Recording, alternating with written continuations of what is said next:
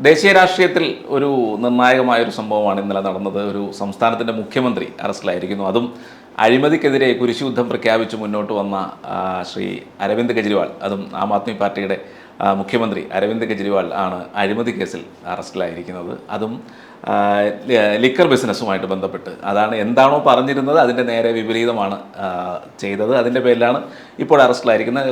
8-9 തവണ സമൻസ് അയച്ചിട്ടും ഹാജരാകത്തിന് തുടർന്ന് ED എത്തുന്നു. ഹൈക്കോടതിയിൽ അറസ്റ്റ് തടയാൻ കെജ്രിവാൾ ശ്രമിക്കുന്നു, നടക്കുന്നില്ല. അവസാനം ED അറസ്റ്റ് ചെയ്തിരിക്കുന്നു. ദേശീയ രാഷ്ട്രീയത്തിലും മൊത്തത്തിൽ ഇതിൻ്റെ ഒരു സ്വാധീനം എത്രത്തോളം പ്രകടമാകും? എന്താണ് കെജ്രിവാളിന് സംഭവിച്ചത്? കെജ്രിവാളിൻ്റെ ഏറ്റവും വലിയ കാര്യം നമുക്കറിയില്ല. കെജ്രിവാൾ അറിയപ്പെടുന്ന തന്നെ മാൻ ഓഫ് ഫ്ലിപ്പ് ഫ്ലോപ്സ് എന്നുള്ളതാണ്. അദ്ദേഹം ആദ്യം ഒരു നിലപാട് സ്വീകരിക്കും, അത് കഴിഞ്ഞ് നേരെ വിപരീതമായിട്ട് ഒരു നിലപാട് അദ്ദേഹം എടുക്കും.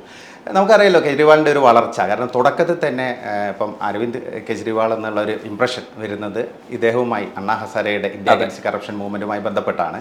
അന്ന് അദ്ദേഹം അണ്ണയുടെ ഏറ്റവും സന്തത സഹചാരിയായ ശിഷ്യ എന്നുള്ള രീതിയിലായിരുന്നു. പക്ഷേ അന്ന് തന്നെ അണ്ണാ ഹസാരെ പറഞ്ഞിട്ടുണ്ട് അരവിന്ദ് കെജ്രിവാളിനോട്, നമ്മുടെ കാര്യം, നമ്മുടെ ലക്ഷ്യം അഴിമതിക്കെതിരെയുള്ള പോരാട്ടം, ലോക്പാൽ ബില്ലിൻ്റെ അത് കഴിഞ്ഞ് കഴിഞ്ഞാൽ നമുക്കിതിലൊരു റെലവൻസ് ഇല്ല, രാഷ്ട്രീയം നമുക്ക് വേണ്ടെന്ന് കറക്റ്റായിട്ട് പറഞ്ഞിട്ടുണ്ട്. പക്ഷേ ഗുരുവിൻ്റെ ആ ഒരു തീരുമാനം പോലും അല്ലെങ്കിൽ അദ്ദേഹത്തിൻ്റെ ആ ഒരു ഉപദേശം പോലും തള്ളിക്കളഞ്ഞിട്ടാണ് അരവിന്ദ് കെജ്രിവാൾ അന്ന് പാർട്ടി ഉണ്ടാക്കിയത്.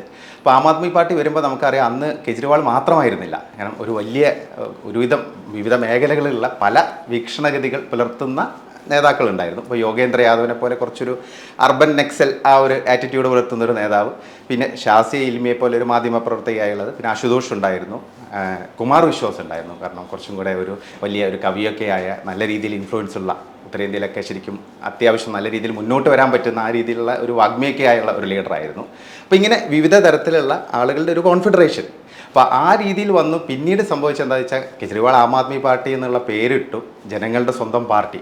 പക്ഷേ ജനങ്ങളിൽ നിന്ന് എത്ര വേഗമാണ് ആ പാർട്ടി അകന്നുപോയതെന്നുള്ളതാണ് ഇപ്പോൾ നിലവിൽ നമുക്ക് മനസ്സിലാവുന്നത്. കാരണം 12 വർഷമായി. ഇപ്പോൾ 2012 ആം ആദ്മി പാർട്ടി രൂപീകരിക്കുന്നത്. വെറും 12 വർഷത്തിനിടെ ആ പാർട്ടി എങ്ങനെ അപജയം ഈ രീതിയിലേക്ക് എത്തി എന്നുള്ളത്. കാരണം ശരിക്കും ഒരു കംപ്ലീറ്റ് ആയിട്ടുള്ള ഒരു ഡീജനറേഷൻ. കാരണം മറ്റു പാർട്ടികളൊക്കെ ഒരു 20 കൊല്ലോ 25 കൊല്ലമൊക്കെ കഴിഞ്ഞിട്ടാണ് സാധാരണ അഴിമതിയും ക്രിമിനൽ പ്രവർത്തനങ്ങളൊക്കെ വരിക. നമ്മൾ നോക്കുകയാണെങ്കിൽ ഇപ്പം കെജ്രിവാളിന് മുമ്പ് തന്നെ ഇപ്പം എല്ലാ പ്രധാനപ്പെട്ട നേതാക്കളും ഓൾറെഡി ജയിലിലാണ്. ഇപ്പം മനീഷ് സിസോദിയ, കെജ്രിവാളിൻ്റെ ഏറ്റവും വലിയൊരു ലെഫ്റ്റനൻ്റ് എന്നൊക്കെ പറയുന്ന നേതാവാണ്, ഉപമുഖ്യമന്ത്രിയായിരുന്നു. അദ്ദേഹം ഇപ്പം ഓൾറെഡി ജയിലിലാണ് ലിക്വർ കേസുമായി ബന്ധപ്പെട്ട്. പിന്നെ ആണെങ്കിൽ സത്യേന്ദ്ര ജെയിൻ കള്ളപ്പണം വെളുപ്പിക്കലുമായി ബന്ധപ്പെട്ടിട്ട് EDയുടെ അറസ്റ്റ് ചെയ്തിരിക്കുകയാണ്. പിന്നെ അതുകൂടാതെ തന്നെ പിന്നെ സഞ്ജയ് സിംഗ്, രാജ്യസഭ MP ഒക്കെ ആയിരുന്ന കെജ്രിവാളിൻ്റെ ഒരു വലിയൊരു ഫോളോവറൊക്കെ ആയി അദ്ദേഹവും നിലവിൽ ജയിലിലാണ്. അതുമാത്രമല്ല വിവിധ മേഖലകളിൽ പെട്ടെന്ന് തന്നെ ഇപ്പം CAA വിരുദ്ധ പ്രക്ഷോഭവുമായി ബന്ധപ്പെട്ട് ഡൽഹിയിൽ വർഗീയ കലാപം അരങ്ങേറിയപ്പം അതിൽ ഓൾറെഡി താഹിർ ഹുസൈൻ എന്ന് പറയുന്ന ലീഡർ ആരോപണ വിധേയനായി അദ്ദേഹം നിയമ നടപടി നേരിട്ടു. പിന്നെ അമാനത്തുള്ള ഖാൻ എന്ന് പറയുന്ന MLA ബലാത്സംഗ കേസിൽ പ്രതിയായി. അപ്പോൾ ഇങ്ങനെ നോക്കുകയാണെങ്കിൽ എന്താണോ ഒരു പാർട്ടി വിഭാവനം ചെയ്തത്, കാരണം ആ ഒരു അന്തരീക്ഷം നമുക്കറിയില്ല. കാരണം കോൺഗ്രസ് വിരുദ്ധ ഒരു രാഷ്ട്രീയം വലിയ രീതിയിൽ ഉണ്ടായിരുന്ന നിർഭയ സംഭവം വരുന്നു, കോമൺവെൽത്ത് സ്കാം, അങ്ങനെ ഒരുപാട്. കാരണം അഴിമതിയിൽ മുങ്ങിക്കുളിച്ച 2ാം UPA സർക്കാരിനോടുള്ള ആ ഒരു ജനവികാരം. അതെ, അത് മാത്രമല്ല ഷീലാ ദീക്ഷിത്തിന്റെ ഒരു ആഭരണത്തിൽ 15 വർഷത്തെ അതും ഉപയോഗിച്ചുകൊണ്ടാണ് അധികാരത്തിലേക്ക് ഇലക്ഷനിൽ നിൽക്കുന്നതും ഈ തെരഞ്ഞെടുപ്പിനെ നേരിടുന്നതും. അതിനുശേഷം കോൺഗ്രസുമായിട്ട് തന്നെ സഖ്യം കൂടുകയാണ് കെജ്രിവാൾ എന്ന് ചെയ്തത്. ആദ്യം തന്നെ ആ നേരത്തെ എന്തു പറഞ്ഞോ അതിന് വിപരീതമായിട്ട് തന്നെ പ്രവർത്തിച്ചു. അതിനുശേഷമാണ് പിന്നെ ഇങ്ങോട്ട് വരുന്ന സമയത്ത് നരേന്ദ്രമോദിക്കെതിരെ ഇലക്ഷൻ നിന്നു. മോദിക്ക് ബദലായി താൻ ഉയർന്നു വരുമെന്നുള്ള ചിന്തയോടുകൂടി നേരെ പോയി. അവിടെ നിന്നു വളരെ വലിയ പരാജയം. 3 ലക്ഷത്തിലധികം വോട്ടുകൾ. എനിക്ക് തോന്നുന്നു അന്ന് കേരളത്തിലൊക്കെ അരവിന്ദ് കെജ്രിവാൾ ജയിക്കും, അരവിന്ദ് കെജ്രിവാൾ നാളെ മോദിയെ നേരിടും എന്നൊക്കെ പറഞ്ഞിട്ട് വളരെ വലിയ ആർട്ടിക്കിളുകളൊക്കെ ഉയർന്നിരുന്നു. അതെ, ചർച്ചകൾ ഉയർന്നിരുന്നു. അരവിന്ദ് കെജ്രിവാളിനെ വീഴ്ത്തുന്ന കെജ്രിവാൾ എന്ന് പറഞ്ഞിട്ട് ഒരു ഇതൊക്കെ കൊണ്ടുവന്നിരുന്നു. പക്ഷേ തിരഞ്ഞെടുപ്പ് റിസൾട്ട് വന്നപ്പോഴത്തേന് എല്ലാം ഇതായി. പിന്നെ ഡൽഹിയിൽ ജയിക്കാൻ കഴിഞ്ഞു. ഈ ഫ്രീബീസും മറ്റു കാര്യങ്ങളും ഒക്കെ ഉപയോഗിച്ച് ഡൽഹിയിൽ ജയിക്കാൻ കഴിഞ്ഞു. പക്ഷേ ജയിച്ചെങ്കിലും എല്ലാ പ്രാവശ്യവും ലോക്സഭാ തെരഞ്ഞെടുപ്പ് വരുമ്പോൾ ഡൽഹിയിലെ എല്ലാ സീറ്റുകളും BJP തൂത്തുവരുന്ന കാഴ്ചയാണ് നമ്മൾ കണ്ടത്. പക്ഷേ പഞ്ചാബിൽ അധികാരം നേടാൻ സാധിച്ചു. അതെ, പഞ്ചാബിൽ അധികാരം നേടാൻ സാധിച്ചതിൻ്റെ പിന്നിൽ ഖാലിസ്ഥാൻ സപ്പോർട്ട് ഉണ്ടായിരുന്നു. സപ്പോർട്ട് മറ്റു വലിയ തോതിൽ അവരുടെ ഒരു സപ്പോർട്ട് ഉണ്ടായിരുന്നു. ആൻറ്റി നാഷണൽസ് ആയുള്ള ആളുകളുടെ ഒരു സപ്പോർട്ട് ഉണ്ടായിരുന്നു.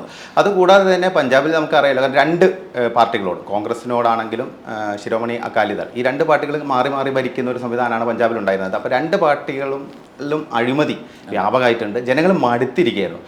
വല്ലാതെ മടുത്തിരിക്കുന്ന അവസ്ഥയിലാണ് ആം ആദ്മി പാർട്ടി എന്നുള്ള ഒരു ബദൽ അവിടെ വരുന്നത്. അപ്പോൾ സ്വാഭാവികമായിട്ടും ആ രീതിയിൽ വേറെ ജനങ്ങൾക്ക് മുമ്പിൽ വേറൊരു ഓപ്ഷനില്ല.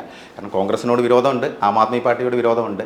BJP ആണെങ്കിൽ അത്ര അവിടെ സ്ട്രെങ്ത് ഇല്ല. BJPക്ക് നഗരമേഖലകളാണ് സ്ട്രെങ്ത് ഉള്ളത്. അപ്പം ആം ആദ്മി പാർട്ടി ഒരു നാച്ചുറൽ ചോയ്സ് ആയി മാറി എന്നുള്ളതാണ്. പക്ഷെ അത് എത്രത്തോളം ആ ഒരു സർക്കാർ മുന്നോട്ട് പോകും, അല്ലെങ്കിൽ അതിൽ ഇനിയുള്ള എല്ലാം കാത്തിരുന്ന് കാണേണ്ടി വരും. പിന്നെ കെജ്രിവാളിന്റെ ഏറ്റവും വലിയത് വെച്ചാൽ അദ്ദേഹം വളരെ വലിയ മോഹമായിരുന്നു, നാഷണൽ ആംബിഷൻ അദ്ദേഹം കൊണ്ടു നടന്നു. അത് അദ്ദേഹത്തിന് അവിടെ തന്നെ പാളി. കാരണം അദ്ദേഹം അധിക കാലമായില്ല. കാരണം 2014 പാർട്ടി രൂപീകരിച്ച് അല്ലെങ്കിൽ കെജ്രിവാൾ എന്ന ആ ഒരു വിഗ്രഹം വളർന്നു വരുന്ന ഒരു കാലഘട്ടത്തിൽ തന്നെ അദ്ദേഹം മോദിയെ നേരിടാൻ പോയി, വാരണാസി പോയി. അത് അദ്ദേഹത്തിന് വലിയൊരു തിരിച്ചടിയായി മാറി. പിന്നീട് അദ്ദേഹത്തിൻ്റെ ഓരോ നിലപാടുകളും ഇങ്ങനെ മാറി മറിഞ്ഞ് കൃത്യമായിട്ട് അദ്ദേഹം ഇപ്പോൾ രാമക്ഷേത്ര വിഷയത്തിൽ ഏറ്റവും ഒടുവിൽ നമുക്കറിയാം. കാരണം അന്ന് അദ്ദേഹം പറഞ്ഞിരുന്നത് എൻ്റെ അമ്മ പറയുമായിരുന്നു, കാരണം ആ മസ്ജിദ് നിലനിന്ന സ്ഥലത്ത് അവിടെ ആ മസ്ജിദിന് പകരം ഒരു ക്ഷേത്രം വരുമ്പോൾ സ്വാഭാവികമായിട്ടും ഭഗവാൻ ശ്രീരാമൻ അങ്ങനെ എന്താ പറയുക അത് അംഗീകരിക്കില്ല, അങ്ങനെയൊക്കെ ആയിരുന്നു പറഞ്ഞിരുന്നത്. അത് കഴിഞ്ഞ് ഇപ്പം ഏറ്റവും ഒടുവിലായി അദ്ദേഹം രാമജന്മഭൂമിയിൽ അയോധ്യയിലെ ക്ഷേത്രത്തിൽ പോയി അദ്ദേഹം ദർശനം നടത്തി. അതുമാത്രമല്ല തീർത്ഥയാത്ര പ്രത്യേകം സംഘടിപ്പിക്കാനുള്ള സംവിധാനം ചെയ്തു. അതേകൂടാതെ തന്നെ നമ്മൾ പറയുകയാണെങ്കിൽ ഇലക്ഷൻ്റെ മുമ്പ് ഹനുമാൻ ചാലീസ അദ്ദേഹം ചൊല്ലുന്നു. അപ്പം നിർണായക സന്ദർഭങ്ങളിൽ ശരിക്കും ഒരു ഭാഗത്ത് അർബൻ നക്സലുകൾക്കൊപ്പം നിൽക്കും, ആവശ്യം വരുമ്പോൾ ദേശീയത പറയും. അതായത് ശരിക്കും ഒരു ട്രപ്പീസ് കളിക്കാരനെ പോലെയുള്ള ഒരു രാഷ്ട്രീയക്കാരനായിരുന്നു. പക്ഷേ ജനങ്ങൾക്കിടയിൽ ഈ ഒരു ഫ്രീ ബീസ് രാഷ്ട്രീയം മാറ്റി നിർത്തുകയാണെങ്കിൽ ജനങ്ങൾക്കിടയിൽ അദ്ദേഹത്തിനുള്ള ഒരു ക്രെഡിബിലിറ്റി വളരെ കുറഞ്ഞു വരികയാണ്. ഇപ്പോൾ ഏറ്റവും ഒരു ലോവർ ഫേസിൽ കൂടിയാണ് പോകുന്നത്. കാരണം അദ്ദേഹത്തിൻ്റെ ഈ ഒരു നിലപാട് മാറ്റം തന്നെയാണ് ഏറ്റവും വലിയൊരിത്. പിന്നെ ഡൽഹിയിലൊരു സംഭവം അറിയില്ല, ഡൽഹി ഒരു സിറ്റി സ്റ്റേറ്റ് ആണല്ലോ. സ്വാഭാവികമായിട്ടൊരു സംസ്ഥാനം എന്ന് നമുക്ക് പൂർണ്ണമായും പറയാൻ പറ്റില്ല, അധികാരങ്ങൾ പരിമിതമാണ്. അപ്പോൾ അവരെ സംബന്ധിച്ച് അവർ ലോക്സഭ ഇലക്ഷൻ വരുമ്പോൾ അവർക്ക് കൃത്യമായിട്ട് അറിയാം ആർക്ക് വോട്ട് ചെയ്യണം എന്നുള്ളത്. കാരണം 56% വോട്ട് നേടിയിട്ടാണ് 2019 ലോക്സഭാ തെരഞ്ഞെടുപ്പിൽ ഡൽഹിയിൽ 7 സീറ്റുകളും തൂത്തുവാരിയത്. അപ്പം കെജ്രിവാളിനെ വേണ്ടത് എവിടെയാണെന്ന് അവർക്കറിയാം. കാരണം കെജ്രിവാൾ ഇതേപോലെ കുറേ ഫ്രീ ബീസ് കൊടുക്കും, സൗജന്യ വൈദ്യുതി, ബസ് യാത്ര വനിതകൾക്ക് ഫ്രീ ആയിട്ട് കൊടുക്കും, അങ്ങനെ കുറേ. പിന്നെ അദ്ദേഹം ഇപ്പോൾ ലേറ്റസ്റ്റ് ഒരു വിവാദ പരാമർശം നടത്തിയിരുന്നു. അതായത് നരേന്ദ്രമോദിക്ക് വോട്ട് ചെയ്യുന്ന പുരുഷന്മാർ, അതായത് ആരാണോ ഉള്ളത് അവരോട്, അതായത് വീടുകളിലെ വീട്ടമ്മമാർ, അതായത് ഭാര്യമാർ പറയണം നിങ്ങൾ നരേന്ദ്രമോദിക്ക് വോട്ട് ചെയ്യരുത്, അങ്ങനെയാണെങ്കിൽ വോട്ട് ചെയ്യുകയാണെങ്കിൽ ഞാൻ നിങ്ങൾക്ക് അത്താഴം വിളമ്പിത്തരില്ല. അങ്ങനെയൊക്കെയുള്ള ഇത്തരം ഒരു ബാലിശമായ രീതിയിലുള്ള പല പ്രയോഗങ്ങളൊക്കെയാണ് അദ്ദേഹം നടത്തുക. അതുകൂടാതെ തന്നെ അദ്ദേഹം പറഞ്ഞു ഞാൻ നിങ്ങൾക്ക് 1000 രൂപ പേഴ്സിൽ വെച്ചു തരും. അതായത് ഫ്രീ ബി രാഷ്ട്രീയം എന്ന് പറഞ്ഞു കഴിഞ്ഞാൽ അതിനൊരു പരിധി ഉണ്ടല്ലോ. കാരണം കെജ്രിവാളാണെന്ന് തോന്നുന്നു അത് തുടങ്ങി വെച്ചത്. തീർച്ചയായിട്ടും അത് അദ്ദേഹം തുടങ്ങി വെക്കുക എന്ന് പറഞ്ഞാൽ ഒരു ലോങ് സ്റ്റാൻഡിങ് ആയിട്ട് അല്ലെങ്കിൽ ഒരു ഭാവി മുൻനിർത്തിയുള്ള ഒരു വികസനം, ഒരു വലിയൊരു വിഭാഗത്തെ പുരോഗതിയിലേക്ക് നയിക്കുക, അങ്ങനെയുള്ളൊരു ലക്ഷ്യമല്ലല്ലോ അദ്ദേഹത്തിനുള്ളത്. താൽക്കാലിക നേട്ടങ്ങൾക്ക് വേണ്ടി ചെറിയ ചെറിയ കാര്യങ്ങൾ ചെയ്യുന്നു, അത് വോട്ടാക്കുന്നു. അങ്ങനെയാണ് അദ്ദേഹം പോയിരുന്നത്. ശരിക്കും ഇന്ത്യൻ രാഷ്ട്രീയത്തിൽ ഒരു വലിയ ഒരു നെഗറ്റീവ് പൊളിറ്റിക്സ് കൊണ്ടുവന്ന ഒരു മനുഷ്യനാണ് അരവിന്ദ് കെജ്രിവാൾ.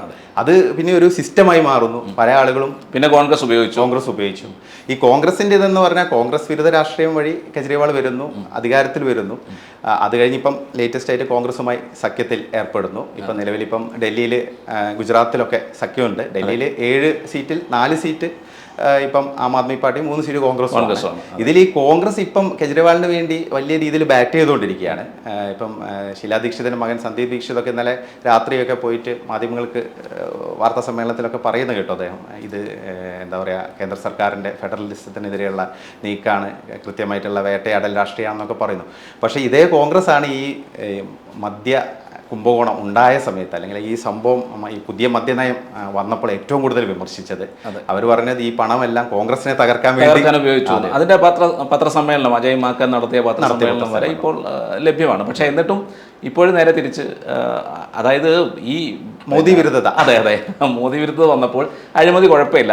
അത് മാത്രമല്ല വേറെ എനിക്ക് മനസ്സിലാകാത്തൊരു കാര്യം, ഈ അഴിമതിയിൽ ഒരു ആരോപണം നേരിട്ടു, അന്വേഷണം വന്നു, കൃത്യമായ തെളിവുകളുണ്ട്, പിന്നെ കോടതിയിൽ നിന്ന് ഒരു സപ്പോർട്ട് കിട്ടുന്നില്ല, അല്ലെങ്കിൽ കോടതിയിൽ നിന്ന് ഒരു ആശ്വാസം കിട്ടുന്നില്ല.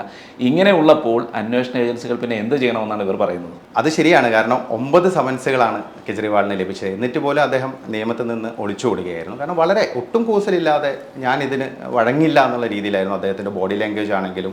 ഇപ്പം നിലവിൽ നമ്മൾ നോക്കുകയാണെങ്കിൽ അണ്ണാ ഹസാരയുടെ ഒരു ലേറ്റസ്റ്റ് കമൻറ്റ് വന്നിട്ടുണ്ട്. അദ്ദേഹം ഗുരുവാണ് കെജ്രിവാളിൻ്റെ. അദ്ദേഹം പറഞ്ഞിരിക്കുന്നത് കെജ്രിവാൾ എന്നും ഈ മദ്യത്തിനെതിരെയായിരുന്നു.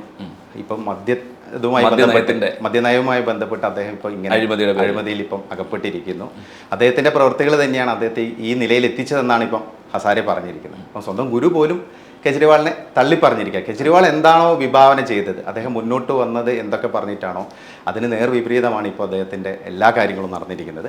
പിന്നെ കെജ്രിവാളിനെ സംബന്ധിച്ച് കെജ്രിവാൾ ഇപ്പം ഓരോ മന്ത്രിമാരും, ഇപ്പം നമ്മളിപ്പം സിസോദിയുടെ കേസാണെങ്കിലും ഈ സത്യേന്ദ്ര ജെയിൻ്റെ കേസാണ്, ഇവരെല്ലാം നിരവധി തവണ മേൽക്കോടതികളെയും സുപ്രീം കോടതിയും ഒക്കെ സമീപിച്ചെങ്കിലും ഇവർക്കൊന്നും ജാമ്യം ലഭിക്കുന്നില്ല. കാരണം കൃത്യമായിട്ട് തന്നെ തെളിവുകളുണ്ട്. ഇപ്പോൾ ഈ ഒരു മദ്യ നയവുമായി ബന്ധപ്പെട്ട് തന്നെ ശരിക്കും ഡൽഹിയിലെ മദ്യ വിൽപ്പനയെ അല്ലെങ്കിൽ മദ്യ ഇടപാടുകളെ പൂർണ്ണമായും സ്വകാര്യവൽക്കരിച്ചിരിക്കുകയാണ്. കാരണം ഇത് ശരിക്കും ഡൽഹി ഗവൺമെൻറ് കൺട്രോൾ ചെയ്തൊരു സംവിധാനമായിരുന്നു അവിടെ ഉണ്ടായിരുന്നത്. സർക്കാർ ഏജൻസികളായിരുന്നു നിയന്ത്രിച്ചിരുന്നത്. ഇത് പൂർണ്ണമായിട്ടും ഈ മദ്യനയം വഴി അത് സ്വകാര്യവൽക്കരണത്തിന് വഴിവെച്ചു കൊടുത്തു. അതുകൂടാതെ തന്നെ ടെൻഡറുകളല്ല ഈ ലൈസൻസ് അനുവദിച്ചതിൽ കൃത്യമായുള്ള അഴിമതി നടന്നു എന്നാണ് റിപ്പോർട്ട്. ആദ്യം ഇത് ശരിക്കും CBI ആണ് അന്വേഷിച്ച് റിപ്പോർട്ട് കണ്ടെത്തിയത്. അതിനുശേഷം പിന്നെ ED അന്വേഷിക്കുകയാണ് ഉണ്ടായത്. അപ്പോൾ നിലവിലിപ്പം ഈ കവിത TRSമായി ബന്ധപ്പെട്ടുള്ള ചില വ്യവസായികൾ ഉൾപ്പെടെ ചേർന്നിട്ട് 32 റേഞ്ചുകളായി തിരിച്ചു. അതിൽ 9 റേഞ്ചുകളും ഇവർ സ്വന്തമാക്കിയെന്നാണ് പറയുന്നത്. പിന്നെ പലപ്പോഴും സർക്കാർ കൂടുതൽ സമയം അനുവദിച്ചു ഇവർക്ക് പണം കെട്ടിവെക്കാനൊക്കെ ഉൾപ്പെടെ. അതിനുള്ള കിക്ക് ബാക്ക് അവർ കൃത്യമായിട്ട് വാങ്ങും ചെയ്തെന്നാണ് പറയുന്നത്. മൊത്തം 2000 കോടിയുടെ അഴിമതിയാണ് ഉണ്ടായിരിക്കുന്നത്. ഖജനാവിന് വലിയ നഷ്ടം സംഭവിച്ചിട്ടുണ്ട്. അതെ. അത് മാത്രമല്ല, ഇപ്പോൾ ഒരു മുഖ്യമന്ത്രിയായ സമയത്ത് അന്വേഷണത്തിന് വിളിപ്പിക്കുമ്പോൾ നമ്മൾ ആലോചിക്കേണ്ടത്, നരേന്ദ്രമോദി ഗുജറാത്ത് മുഖ്യമന്ത്രിയായിരുന്ന സമയത്ത് അന്വേഷണം വിളിച്ചു. എനിക്ക് തോന്നുന്ന 8-10 മണിക്കൂറിൽ അന്ന് കേരളത്തിലെ മാധ്യമങ്ങളൊക്കെ ആഘോഷിച്ചിരുന്നു. നരേന്ദ്രമോദിയെ ഗ്രിൽ ചെയ്തു, നിർത്തി പൊരിച്ചു എന്നൊക്കെ ആയിരുന്നു ഇവിടുത്തെ മാധ്യമങ്ങൾ പറഞ്ഞത്. അമിത്ഷാ ഉൾപ്പെടെ. അമിത്ഷാ അതിൻ്റെ പേരിൽ അന്വേഷണം നേരിട്ടു, അദ്ദേഹത്തിനെ അറസ്റ്റ് ചെയ്തു. ഇതൊക്കെ സംഭവിച്ചിട്ടുണ്ട്. പക്ഷേ ഈ പ്രതിപക്ഷത്തുള്ള നേതാക്കന്മാർക്ക് മാത്രം, അവർക്കെതിരെ മാത്രം അഴിമതി വരുമ്പോൾ, അല്ലെങ്കിൽ ഇങ്ങനെ അറസ്റ്റിലാകുമ്പോൾ മാത്രം ഇവിടെ ഫാസിസം വരുന്നു, അല്ലെങ്കിൽ ഫെഡറലിസം നോക്കുന്നില്ല എന്നൊക്കെ പറയുന്നതിൽ എന്ത് ഇതാണുള്ളത്? അതാണ് തീർച്ചയായിട്ടും ഇവരുടെ ഇരട്ടത്താപ്പ്. കാരണം ഇവരെല്ലാത്തിനും ബ്ലെയിം ഗെയിമാണ്. കാരണം ഇവർക്ക് ജോലി ചെയ്യാൻ പറ്റുന്നില്ല. ഇപ്പോൾ രാഹുൽ ഗാന്ധി ആണെങ്കിൽ ഏത് സമയം പറയുന്ന EVMൻ്റെ ഇഷ്യൂ പറയുന്നു, അല്ലെങ്കിൽ EDയുടെ വിഷയം പറഞ്ഞു. ആ നേരം അദ്ദേഹം കൂടുതൽ പ്രചാരണത്തിൽ സജീവമായിട്ട് എന്തെങ്കിലും നെഗറ്റീവ്, ഒരു കൗണ്ടർ നെഗറ്റീവ് അദ്ദേഹത്തിന് കൊണ്ടുവരാൻ പറ്റിയിട്ടുണ്ടെങ്കിൽ ജനങ്ങൾക്കിടയിൽ ചിലപ്പോൾ എന്തെങ്കിലും ഒരു ചലനം ഉണ്ടാക്കാൻ പറ്റും. കെജ്രിവാൾ ആണെങ്കിലും ഹേമന്ത് സോറൻ ആണെങ്കിലും എല്ലാവരും ഞങ്ങളെ വേട്ടയാടുന്നു.